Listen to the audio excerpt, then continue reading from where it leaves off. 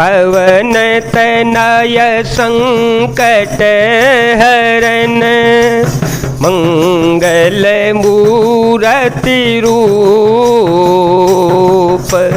राम लक्ष्मण सीता सहित, हृदय बसहु सुरभूप।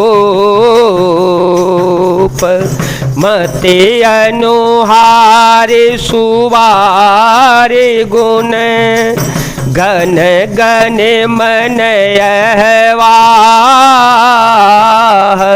सो मेरे भवानी शंकर हैं, कह कवि कथा सुहाए। अपनी बुद्धि के अनुसार इस सुंदर जल के गुणों को विचार कर उसमें अपने मन को स्नान कराकर और श्री भवानी शंकर को स्मरण करके कवि तुलसीदास सुंदर कथा कहता है। अवर घुपति पद पंकरुह, हिय धरे पाई प्रसाद। कहो जोगल मुनि वर्य कर, मिलन सुभग संवाद।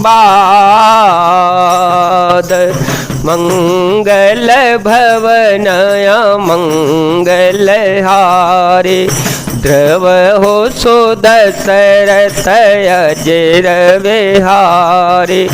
राम सिया राम सिया राम सिया राम, सिया राम जय जय राम। मैं अब श्री रघुनाथ जी के चरण कमलों को हृदय में धारण करके और उनका प्रसाद पाकर दोनों श्रेष्ठ मुनियों के मिलन का सुंदर संवाद वर्णन करता हूँ। भरद्वाज मुनि बसहि प्रयागा, भरद्वाज मुनि बसहि प्रयागा।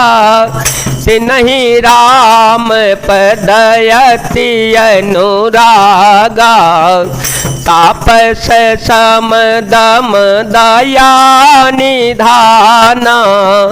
परमारथ पथ परम सुजाना, माघ मकर गतर विजय होई। तीरथ पति आव सब कोई, देवयनुज किन्नर नर श्रेणी। सादर मजहि सकल त्रिवेणी। भरद्वाज मुनि प्रयाग में बसते हैं, उनका श्री राम जी के चरणों में अत्यंत प्रेम है। वे तपस्वी, निग्रहित चित्त, जितेंद्रिय, दया के निधान और परमार्थ के मार्ग में बड़े ही चतुर हैं। माघ में जब सूर्य मकर राशि पर जाते हैं तब सब लोग तीर्थराज प्रयाग को आते हैं। देवता, दैत्य, किन्नर और मनुष्यों के समूह सब आदर पूर्वक त्रिवेणी में स्नान करते हैं। पूजहि माधव पद जल जाता, पूजहि माधव पद जल जाता। परसिय खय बटो हर सहि गाता।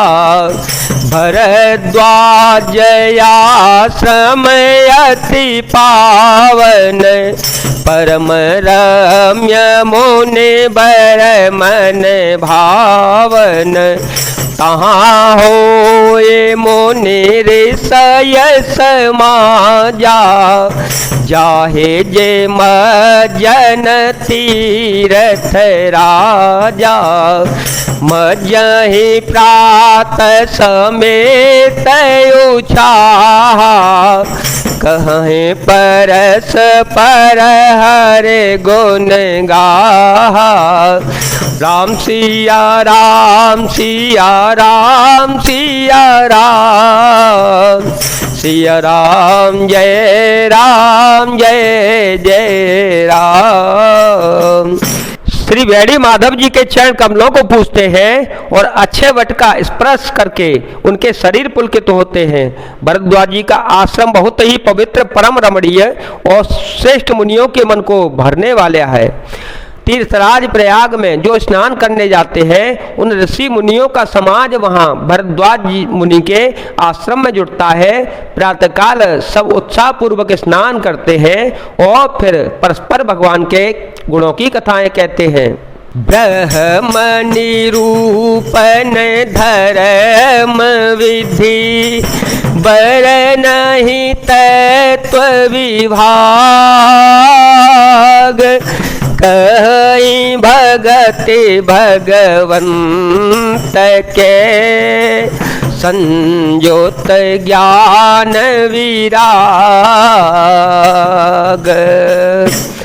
ब्रह्म का निरूपण, धर्म का विधान और तत्वों के विभाग का वर्णन करते हैं तथा ज्ञान वैराग्य से युक्त भगवान की भक्ति का कथन कहते हैं। प्रकार भरी माघन हाहि पुन सवन जन जयाश्रम जाहि सत्संबतयति होहि आनंदा मकर मज्जि गवनहि मुनि वृंदा एक बार भरी मकर नहाए सब मुनि सयाश्रम सिधाए जागवले कमने परम विवेकी भरद्वाज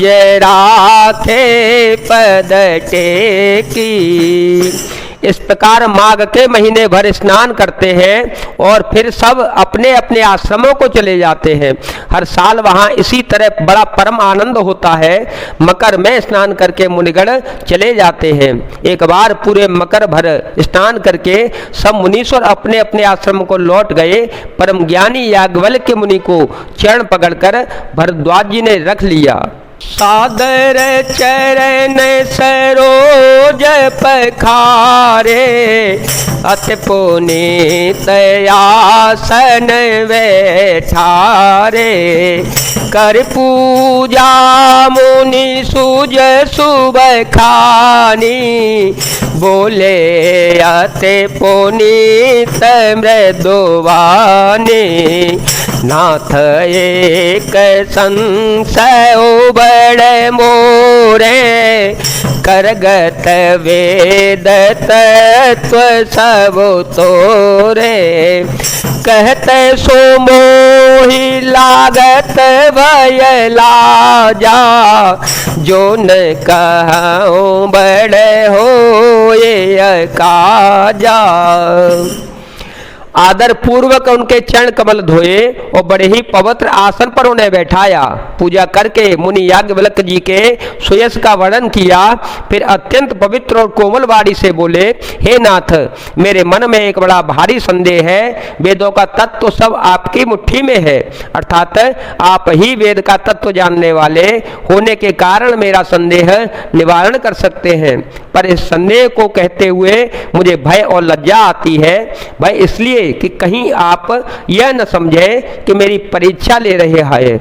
लाज इसलिए कि इतनी आयु बीत गई, अब तक ज्ञान न हुआ, और यदि नहीं कहता तो बड़ी हानि होती है, अर्थात अज्ञानी बना रहता हूँ। संत कहे असिनीति प्रभु श्रुति पुराण मुनि गाव होए न बेमल विवेक और घोर सन किए दुराव